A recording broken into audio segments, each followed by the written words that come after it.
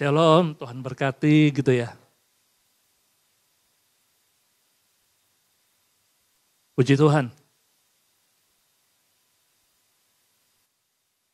2 bulan yang lalu kurang lebih ya, sekitar 8 September, saya masih ingat awal bulan September, saya melayani juga di sini. Dan saya kan sempat bersaksi tentang istri saya ya. Ya ada update-nya saudara, nanti ya saya sampaikan, puji Tuhan, Tuhan tuh baik. Nah, siang hari ini saya ingin menyampaikan sesuatu yang sudah pernah saya sampaikan waktu itu di Eagles Movement dengan di SMCC yang di Barat.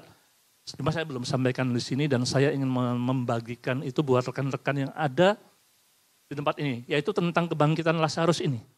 Ya mungkin nggak sama persis tapi saya berharap bahwa ini juga bisa membuka satu pemikiran baru dalam kehidupan saudara bahwa ternyata kebangkitan Lazarus itu juga melibatkan banyak hal. Nah, saya selalu lupa kalau saya membawa ini.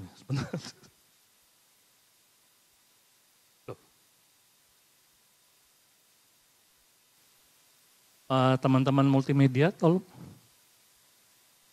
Nah, yang besar ya? Oh, saya yang salah pencet, maaf.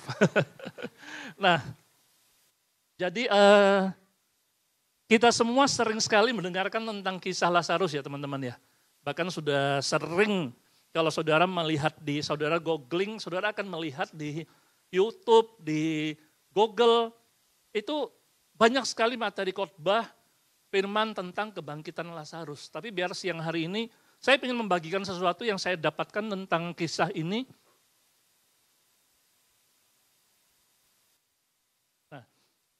Saya akan langsung dalam Yohanes 11 ayat 39 sampai 44. Kisah itu adalah waktu Yesus datang bersama-sama dengan Maria, Marta dan beberapa orang di depan kubur Lazarus.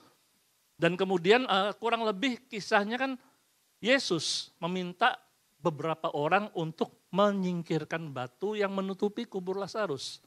Mungkin bisa ditampilkan sebentar ayatnya Lika. Yohanes 11 ayat 39 sampai 44. Supaya jelas kita akan bacakan saja.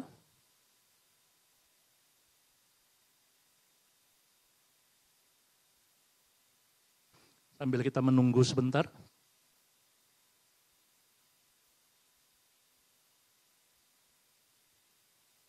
Nah, saya akan bacakan untuk kita semua Yohanes 11 ayat 39 sampai 44 ya nanti ya. Ayat 39, kata Yesus, angkat batu itu. Marta, saudara orang yang meninggal itu berkata kepadanya, Tuhan, ia sudah berbau sebab sudah 4 hari ia mati. Berikut. Ayat 40, jawab Yesus, bukankah sudah kukatakan kepadamu, jikalau engkau percaya, engkau akan melihat kemuliaan Allah. Berikut, ayat 41, maka mereka mengangkat batu itu. Lalu Yesus menengadah ke atas dan berkata, Bapa, aku mengucap syukur kepadamu karena engkau telah mendengarkan aku. Berikut, aku tahu bahwa engkau selalu mendengarkan aku, tetapi oleh karena orang banyak yang berdiri di sini mengelilingi aku mengatakannya supaya mereka percaya bahwa engkaulah yang telah mengutus aku. Berikut. Dan sesudah berkata demikian berserulah ia dengan suara keras, Lazarus, marilah keluar. Berikut terakhir, 44, orang yang telah mati itu datang keluar, kaki dan tangannya masih terikat dengan kain kafan dan mukanya tertutup dengan kain peluh. Kata Yesus kepada mereka, bukalah kain-kain itu dan biarkan ia pergi. Oke, kembali ke PowerPoint.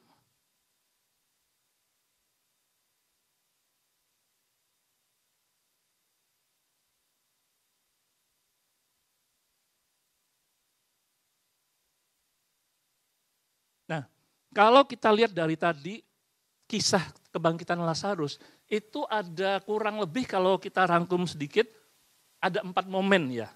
Mulai dari ketika mengangkat batu di ayat 39a, momen di mana Yesus memanggil Lazarus di ayat 43, kemudian meresponi panggilan, Lazarus meresponi panggilan Tuhan di ayat 44a, dan momen membuka kain. Inilah kurang lebih 4 momen yang terjadi dalam kisah kebangkitannya Lazarus.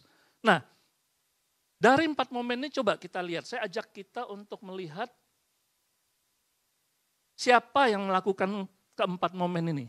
Kalau kita lihat, di momen mengangkat batu, disebut bahwa Yesus meminta mereka. Mereka itu adalah orang-orang yang sedang berada di sekitarnya Marta, Maria, dan Lazarus.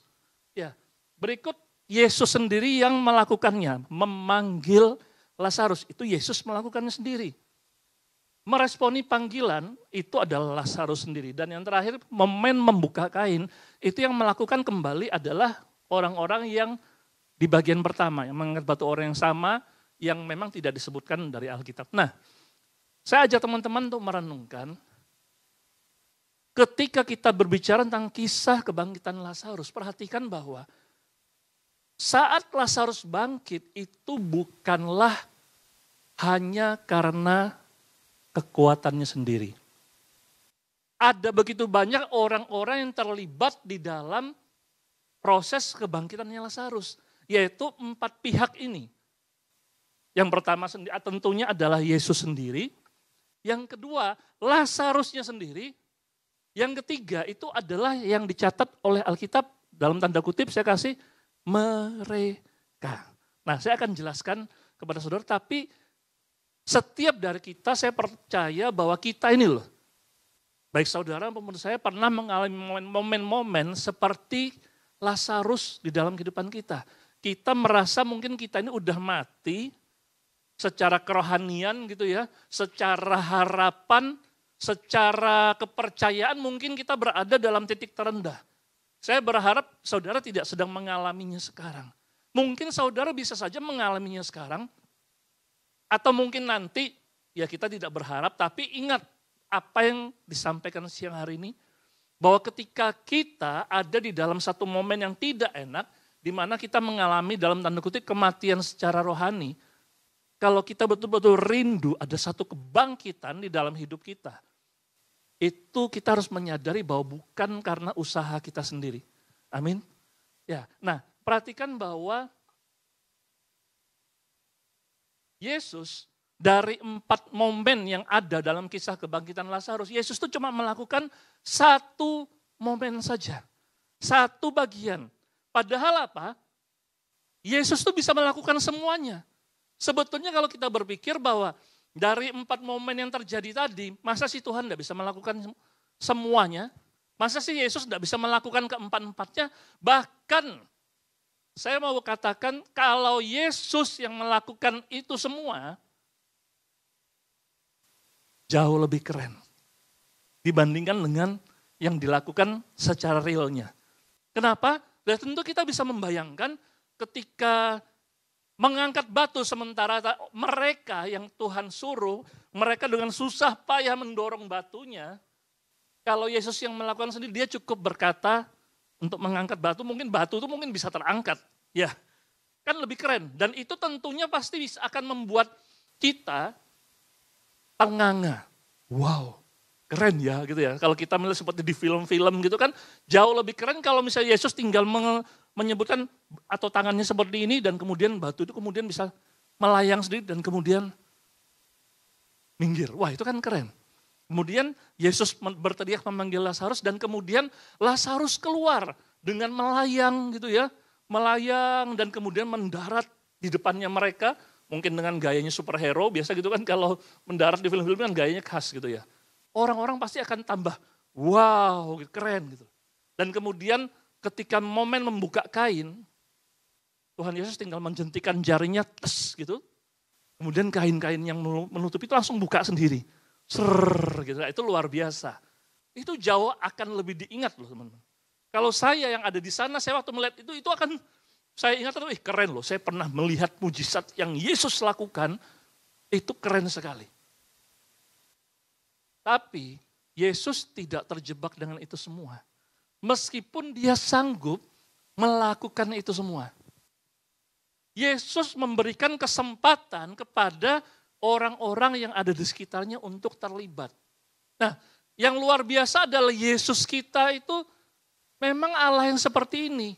Dia punya kemampuan untuk melakukan banyak hal, menunjukkan banyak hal yang dia bisa, Dan dia sanggup melakukan itu dengan mudah, tapi dia tidak mau melakukan semuanya sendirian.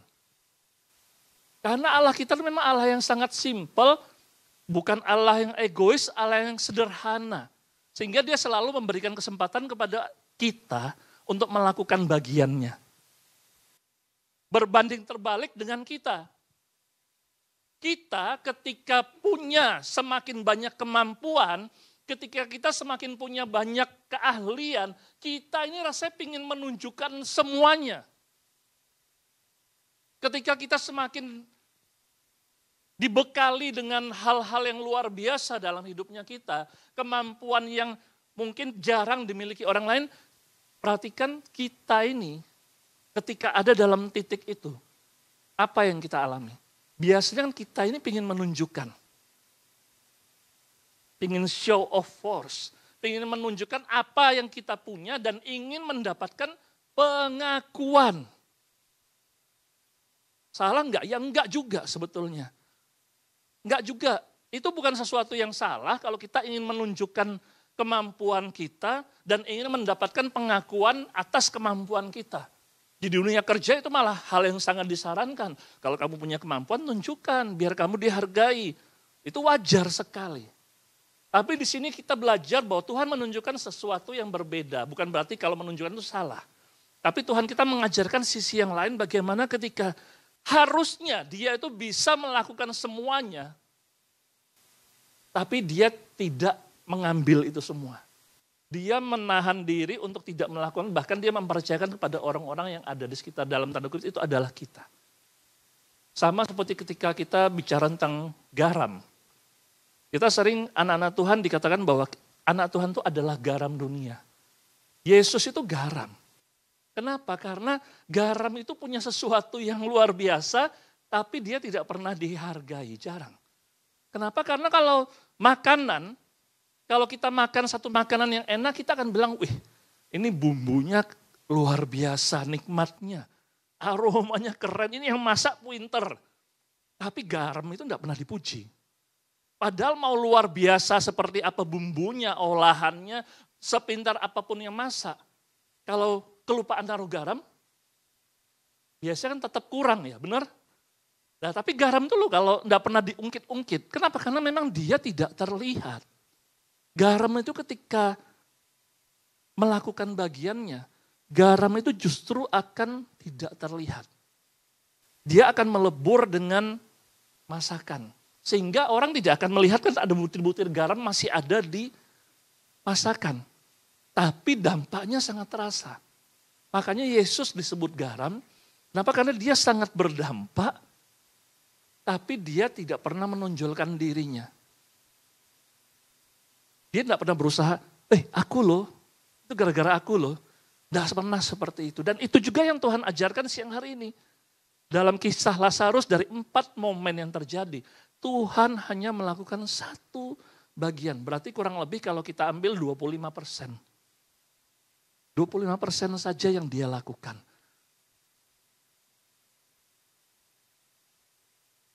Berikut,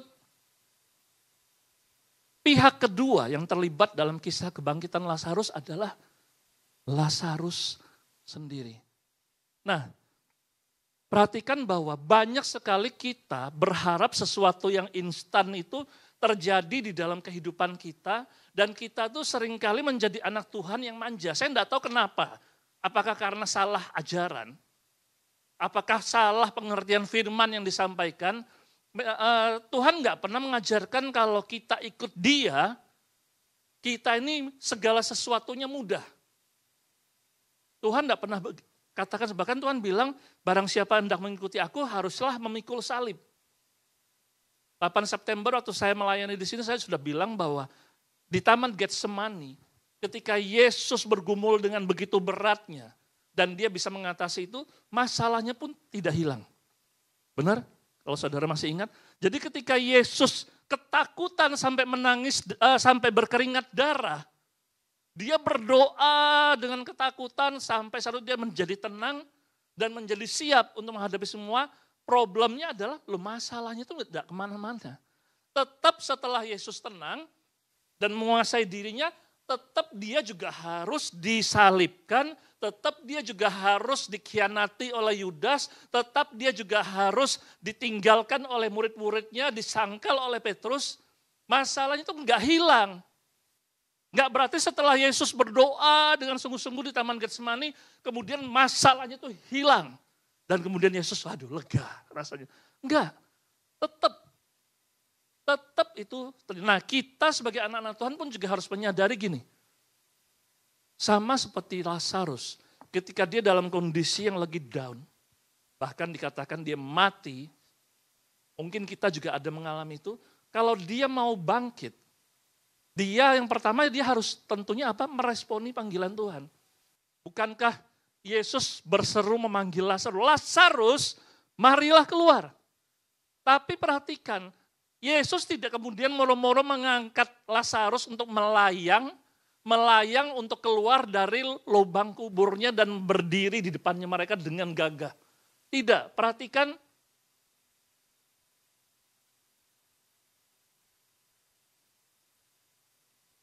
Saya tidak pernah ke Israel. Saya nggak tahu bagaimana kuburnya Lazarus itu seperti apa. Saya sempat tanya ke Angga juga, kok gimana ya modelnya. Kok Angga juga, saya juga kurang tahu. Tapi yang pasti adalah kubur itu letaknya di bawah. Nah ketika saya searching di Google, saya menemukan yang paling mirip ini. Mungkin kalau teman-teman ada yang pernah ke sana, mungkin kalau memang benar oke. Tapi kurang lebih ya, ini adalah jalan menuju ke kubur Lazarus. Dan ini adalah pintu yang menutupi kuburnya Lazarus. Jadi yang batu yang menutupi pintu itu kalau saya lihat itu seperti batu bulat, besar, yang didorong ke pinggir gitu, gelundung gitu ya, gelundung ke pinggir dan baru bisa masuk. Dan kuburnya Lazarus kalau tidak salah, itu ini. Bagian bawah. Ya. Bagian bawah itu. Jadi kubur Lazarus itu kurang lebih bentuk ini, masuknya dari sini, turun tangga, dan itulah kuburnya. Jadi saya ajak rekan-rekan yang siang hari ini ada untuk merenungkan. Kurang lebih ketika Lazarus itu dipanggil bangun oleh Yesus, ketika dia berkata, Lazarus marilah keluar. Yang terjadi itu kurang lebih adalah Lazarus itu tercelik dan membukakan mata. Dia yang sedang terbaring gitu kan, kemudian ketika Yesus berseru, Lazarus langsung melek, membuka matanya. Nah ketika dia melek, membuka mata, Lazarus kan nggak langsung sadar, maksudnya langsung fit gitu ya. Kemudian bisa langsung bangun dengan enak, enggak. Saya pernah merasakan kita ini kalau baring di rumah sakit, dalam posisi yang tidak bergerak berhari-hari, itu enggak enak sekali, punggung tuh sakit. Ketika saya dulu yang operasi jantung itu, saya 5-7 hari diminta dokter untuk tidak goyang-goyang di ranjang. Mengurangi gerakan. Dan itu rasanya ya ampun Tuhan, baring, tidak boleh ke samping, tidak boleh gerak ke sana. Usahakan gini terus, sama sekali tidak nyaman. Dan waktu bisa bangun tuh rasanya lega sekali, tapi ya enggak langsung harus ada penyesuaian dulu. Demikian juga dengan Lazarus. Ketika dia bangun, oke, waktu dia membuka mata dan kemudian dia berusaha untuk duduk. Teman-teman jangan lupa bahwa Lazarus kondisinya sedang apa? Tubuhnya tertutup dengan kain kafan dan dibungkus dengan kain peluh. Ya kalau saya membayangkan itu seperti pocong. Ketutupan semua gitu ya toh. Lah, bayangkan dia dengan kondisi seperti itu harus keluar dari lubang ini dan berjalan untuk keluar.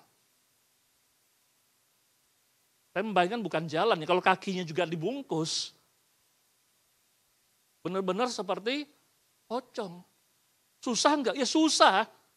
Iya kan? Pastilah sambil loncat-loncat gitu, mungkin terjatuh juga waktu dia berusaha untuk keluar, karena kayak gini ya jalannya. Enggak mudah sama sekali untuk dia bisa keluar dari lubang kuburnya. Tapi itu harus dia lakukan. Itu yang Tuhan ajarkan kepada kita. Kalau kita ingin bangkit dari kematian kita, dari keterpurukannya kita ini harus berusaha keras untuk keluar dari lubang kuburnya kita. Keluar dari lubang di mana kita terpuruk. Dan itu Tuhan minta lakukanlah bagianmu. Karena Tuhan sudah melakukan bagiannya. Tuhan sudah membangkitkan kita dan Tuhan minta sekarang giliranmu.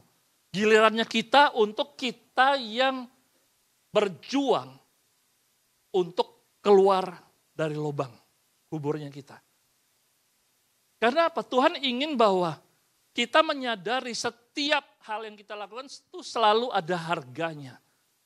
Ada harga yang harus dibayar. Tapi yang Tuhan bisa janjikan adalah aku menunggumu di depan. Di ujung jalanmu. Ketika kau berjuang untuk bangkit dari keterpurukanmu, aku ada di sana menantimu. Tuhan tidak melayangkan Lazarus, dia tidak ingin anak-anak Tuhan itu menjadi anak-anak Tuhan yang manja. Yang sedikit-sedikit minta cara yang instan, yang sedikit-sedikit berharap masalahku selesai. Tidak ada dari kita memang berharap bahwa masalah kita itu akan berlarut-larut. Tapi sekali lagi tidak pernah ada janji Tuhan di dalam firman-Nya bahwa kalau kita mengikuti Dia dengan sungguh-sungguh kita akan terbebas dari masalah. Enggak ada. Tuhan tidak pernah menjanjikan itu. Tapi ya sekali lagi, lakukanlah bagianmu. Apa yang Tuhan percayakan kepada kita masing-masing.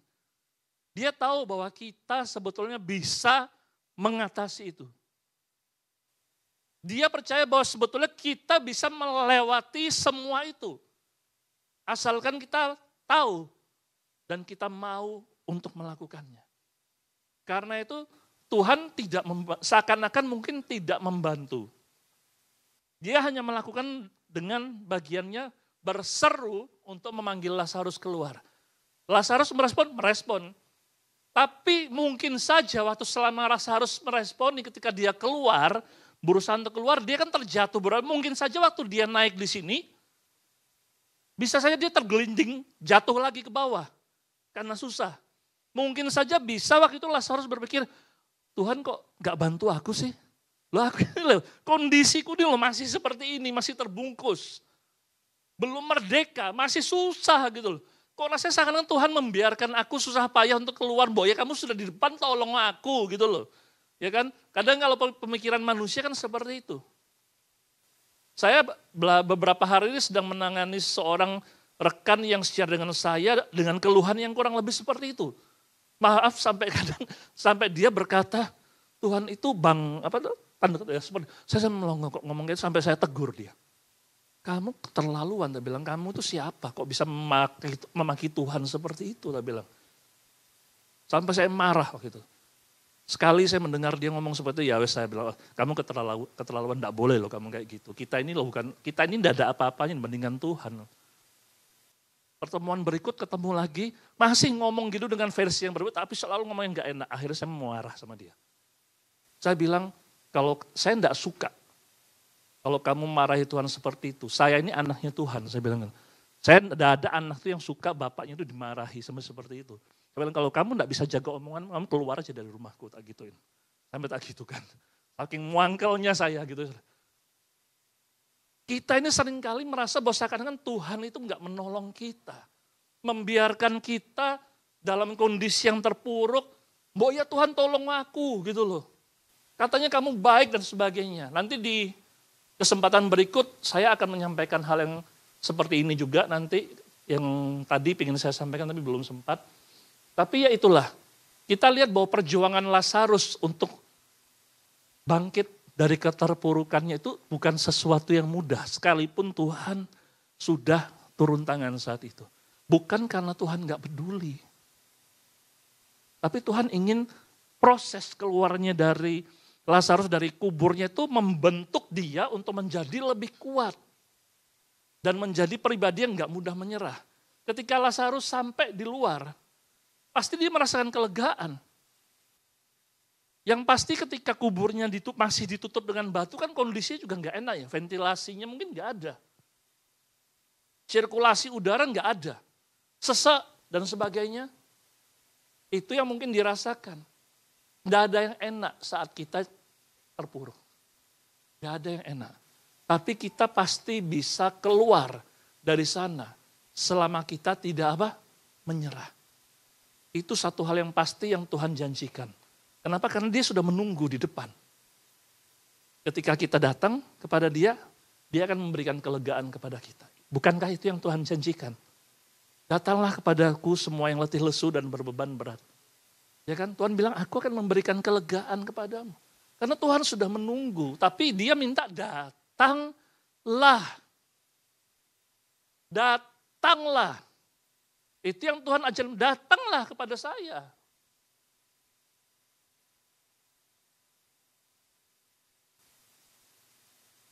Jadi bagian yang pertama ya Yesus yang lakukan, berikutnya Yesus minta Lazarus yang melakukan. Ya, saudara bisa baca terangan ini, kalau saudara butuh PowerPoint-nya bisa minta saya atau minta ke multimedia. Nah, pihak ketiga yang terlibat dalam kebangkitan Lazarus itu adalah mereka. Tidak disebutkan dengan jelas mereka ini siapa? Hanya disebutkan mereka. Bahkan namanya pun tidak disebutkan. Jadi kita tidak pernah tahu itu siapa. Tapi yang kita bisa tahu adalah mereka ini adalah orang-orang yang ada di sekelilingnya Lazarus, Maria, dan Marta. Bisa saja itu salah satu literatur bilang ini adalah orang-orang dari majelis mana yang tugasnya memang seperti mungkin pelayanan kedukaan atau apa gitu ya, yang ada di situ. Ya entahlah, saya mencari coba men-searching literatur yang ada, saya tidak menemukan selain itu. Tapi izinkan saya untuk menerjemahkan ini, mereka itu adalah orang-orang di sekitarnya Maria dan Maria yang mengenal mereka sebagai teman-teman komunitasnya mereka. Artinya orang-orang yang sering bersama-sama dengan Maria Marta dan menjadi teman-temannya mereka. Seperti teman-teman komunitas.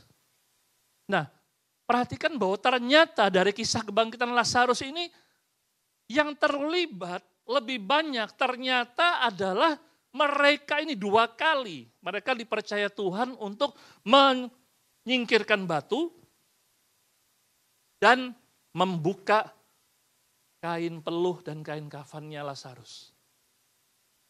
Dari sini saya bisa melihat Allah kita ini sangat menghargai orang-orang yang ada di sekeliling kita. Allah yang kita sembah, Yesus itu sangat menunjukkan kepada kita, hargai ini loh orang-orang yang ada di sekitarmu yang Tuhan tempatkan di sekelilingmu. Teman-teman komunitasmu. Mereka itu adalah orang-orang yang Tuhan percaya untuk bisa terlibat di dalam kisah kebangkitan Lazarus. Dalam arti bahwa kita sebagai orang-orang yang selalu terlibat di dalam komunitas. Kita ini adalah orang-orang yang sebenarnya Tuhan percaya untuk melakukan sesuatu bagi rekan-rekan kita. Sekalipun itu kesannya kecil. Bahkan Alkitab tidak mencatat banyak. Cuma sekedar apa yang mereka lakukan, namanya pun tidak disebut. Kita tidak pernah tahu mereka itu siapa, tapi mereka punya peranan besar di dalam kebangkitan Lazarus. Hei teman-teman, jangan pernah anggap lemah komunitasmu. Jangan pernah anggap remeh untuk berada di dalam komunitas. Kunci untuk kita bisa selalu kuat adalah Tuhan bilang jangan pernah sendirian.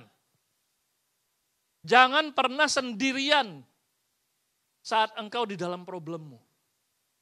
Berilah ruang untuk rekan-rekanmu, berilah ruang untuk siapapun orang-orang yang ada di dekatmu untuk ikut terlibat di dalam membantumu, percayakan kepada mereka. Memang tidak bisa sembarang orang, tapi dalam arti ini orang-orang yang ada di sekitar mereka ini adalah orang-orang yang berarti bisa diandalkan.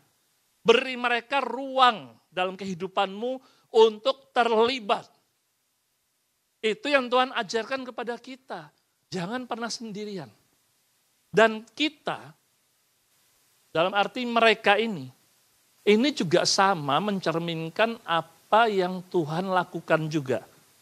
Bukankah tadi di awal saya sebutkan bahwa Tuhan itu sanggup melakukan semuanya. Tapi dia tidak serakah, dia mau melakukannya cuma sebagian. Jadi kelihatan kesannya kayak Tuhan ini tidak ngapa-ngapain, bayu cuma ngomong toh Ya toh cuma ngomong, Lazarus metuo gitu loh ya toh, keluar sing kerja sing lain nih.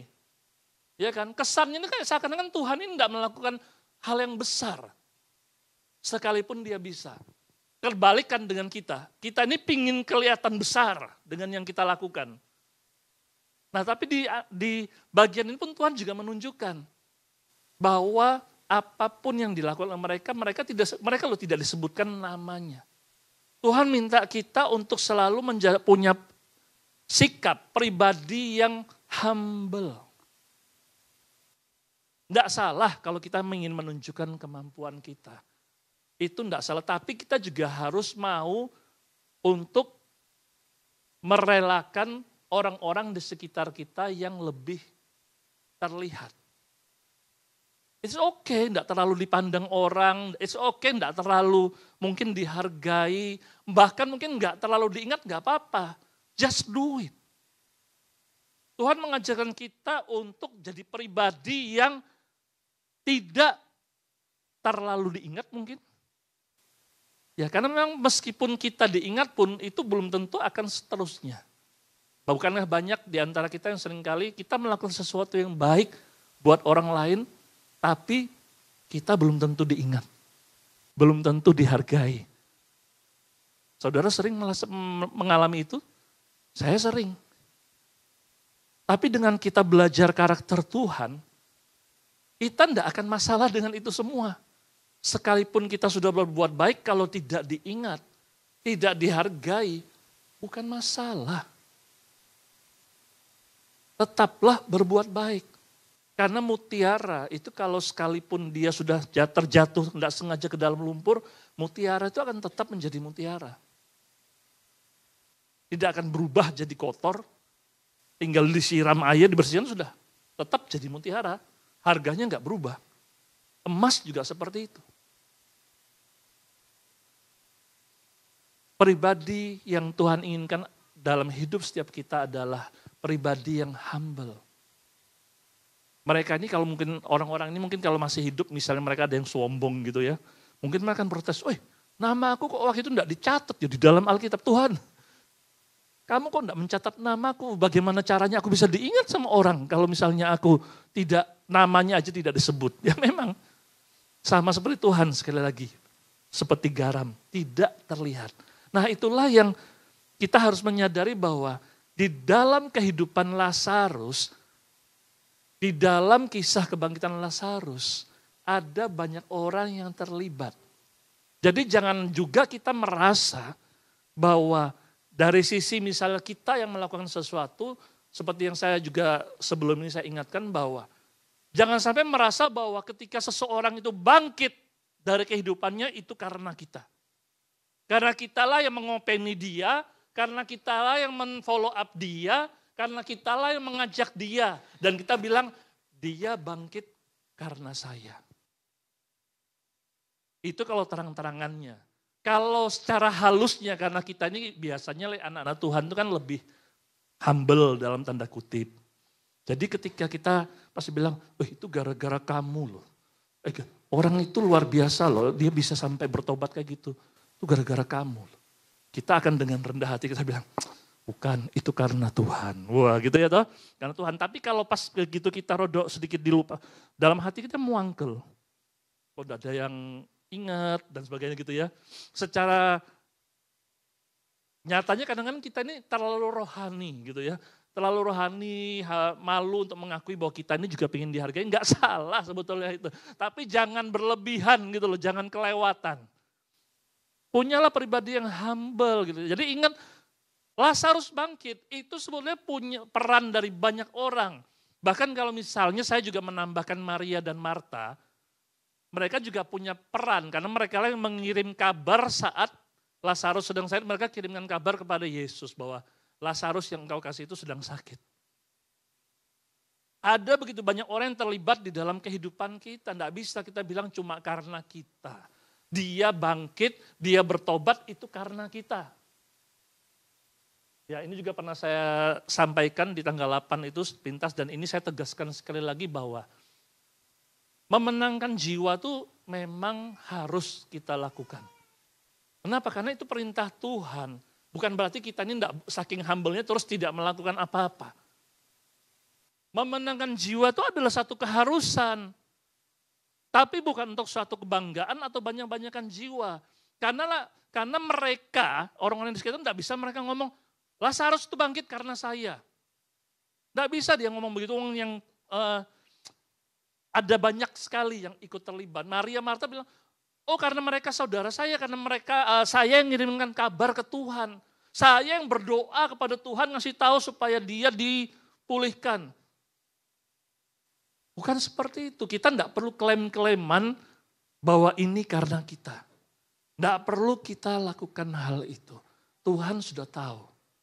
Biarlah kita mendapatkan bagian kita sendiri. Tuhanlah yang menentukan segala sesuatunya. Kalau kita memenangkan jiwa, ya menangkanlah. Tapi ingat sekali lagi, bukan cuma karena kita sendirian. Karena saya juga bisa ada di tempat ini sampai sekarang. Itu karena ada begitu banyak orang yang terlibat di dalam kehidupan saya. Setiap satu permasalahan, ada orang-orang ini yang banyak terlibat untuk membuat saya menjadi kuat. Baik secara sadar ataupun tidak. Kemudian di satu permasalahan yang lain, ada lagi yang membantu saya, orang-orang yang berbeda. Itu selalu dalam setiap segi kehidupan saya, setiap tahap, setiap permasalahan, ada begitu banyak orang yang terlibat. Jadi kalau siapakah yang paling berperan dalam hidup saya? Ya enggak tahu. Kita enggak bisa menentukan. Jadi jangan bingung dengan pengajaran yang bilang, nanti kalau kalau kita ketemu Tuhan kedua kalinya, nanti Tuhan akan tanya berapa jiwa yang sudah kamu menangkan. Tak bisa. Bayangkan kalau satu jiwa saya, kemudian yang klaim ini 5 orang di deret sini. Semuanya mengklaim, Tuhan saya, Iwan ini yang selamatkan saya. Tuhan, terus siapa yang benar gitu. Ya, satu jiwa kan cuma bisa diklaim satu. Ya toh? Nah kalau 5 mengklaim siapa yang benar? Terus kemudian Tuhan suruh, ayo sut-sutan gitu, siapa yang menang itu nanti yang tak kasih, tak hitung, tak perhitungkan gitu ya. Tidak bisa begitu, karena sekali lagi masalah kita memenangkan jiwa itu bukan masalah closingan. Ya kalau saudara ini agen asuransi, agen marketing gitu ya, atau properti itu kan closing. Ya saudara memang yang itu kan beda gitu ya. Jadi ayo teman-teman, tetap punya pribadi yang humble. Jadi banyak sebetulnya poin yang bisa kita dapatkan, tapi mungkin nanti di dalam komunitas, waktu saya sudah merah, nanti di dalam komunitas mungkin saudara bisa share. Siapa sih orang-orang yang saudara sadari terlibat di dalam kehidupan saudara, banyak atau enggak. Mungkin saudara bisa share tentang apapun itu gitu loh yang saudara dapatkan. Karena ini banyak sekali poin-poin yang bisa saudara kembangkan. Pesan saya ketika saudara nanti di dalam komunitas, tidak perlu mengulang khotbahnya saya. Ya, cukup ambil apa yang saudara dapat, yang bagi saudara itu yang paling menjadi rema, dan saudara sampaikan kesaksian saudara gitu ya. Tidak perlu mengulang, tapi ayo. Saya percaya ada banyak hal yang bisa saudara dapatkan. Poin-poin ini cukup banyak, kalau yang mau dikembangkan lagi itu akan bisa meluas. Amin, saudara? Oke, kita akan segera akhiri sebelum PowerPoint-nya ditutup gitu saudara ya. Ditutup paksa, mungkin nanti sama multimedia, langsung hitam gitu ya. Kemudian mic mungkin dimatikan gitu ya. Untungnya belum ada teknologi yang bisa bikin mic itu nyetrum gitu ya.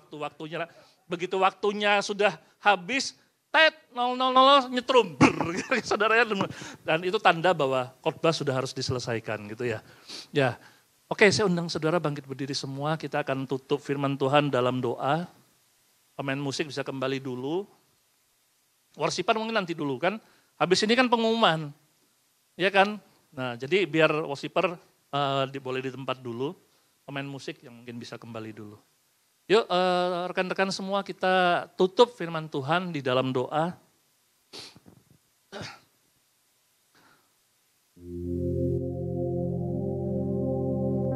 Kami mengucap syukur Tuhan.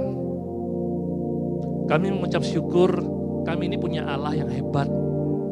Tapi dari segala kehebatan yang luar biasa dari Allah yang kami sembah, yang paling hebat adalah Allah kita itu punya kontrol diri yang luar biasa. Dia tidak ingin menonjol sekalipun dia mampu. Dia berikan kesempatan kepada orang-orang yang lain, kepada anak-anaknya untuk muncul. Dan biarlah firman siang hari ini juga mengajarkan kami bahwa kami menyadari bahwa setiap periode dalam kehidupan kami selalu ada banyak orang yang terlibat. Yang mungkin kami seringkali nggak sadar atau bahkan kami lupa peranan mereka dalam kehidupan kami. Ajar kami untuk menghargai apapun yang dikerjakan oleh rekan-rekan kami. Ajar kami juga untuk saat kami sedang terpuruk dan berusaha untuk bangkit. Kami mau berjuang keras seperti Lazarus yang betul-betul berjuang untuk bangkit dari kuburnya dan keluar dari lubang kuburnya.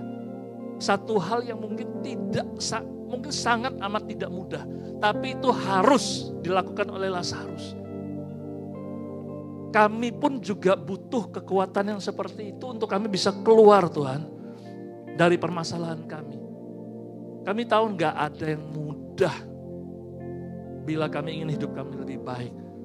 Makanya kami minta kekuatan dari Tuhan untuk membuat kami menjadi lebih kuat hari demi hari. Menjadi anak Tuhan yang tidak cengeng. Menjadi anak Tuhan yang betul-betul teguh. Punya prinsip yang kuat di dalam menjalani hidup ini. Dan kami percaya nama Tuhan akan terus dipermuliakan. Lewat setiap kehidupan anak-anak-mu. Terima kasih Tuhan. Hamba-Mu selesai dan hamba-Mu kembalikan otoritas dalam tangan-Mu. Terima kasih Bapa. Kami mau akhiri firman Tuhan dengan sukacita yang daripada-Mu di dalam nama Tuhan kami, Yesus Kristus. Amin. Silakan duduk. Oh ya, minta waktu sedikit lagi tambah. Tadi saya janji di depan kan lupa. Tadi saya bilang duduk dulu nggak apa-apa. Cuma mau nambah sedikit, 8 September kan saya share tentang istri saya tuh. Yang suaranya divonis nggak bisa balik. Ya toh, secara medis sudah tidak mungkin sembuh.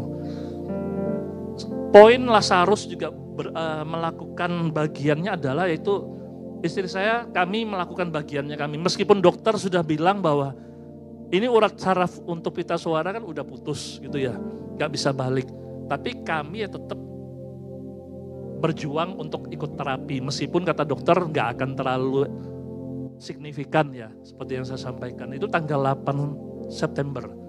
9 September besok hari Seninnya istri saya ikut terapi. Puji Tuhan. Saya itu enggak ikut nganter gitu kan, saya ikut bagian antar jemput anak. Ketika istri saya pulang saya kaget. Loh, suaramu kok wes banter? Gitu. Banter gitu ya toh. Meskipun masih serak-serak gitu ya, serak-serak elek gitu suaranya gitu ya toh. Tapi banter sudah jelas gitu loh, kok bisa?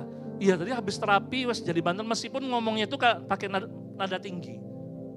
Jadi kayak nada tinggi kan ada nada normal, tinggi dan rendah. Kalau pakai nada rendah masih ya begitulah suaranya gitu ya, masih susah didengar.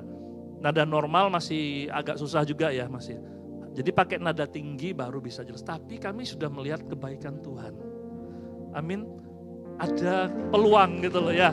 Jadi senang sekali, senang banget. Saudara yang dengar suaranya sekarang sudah lumayan. Kemarin kami dengan Hari Fang ngobrol gitu ya, sudah lumayan jelas. Tapi kalau lama-lama mungkin masih bisa hilang suaranya, belum stabil sih.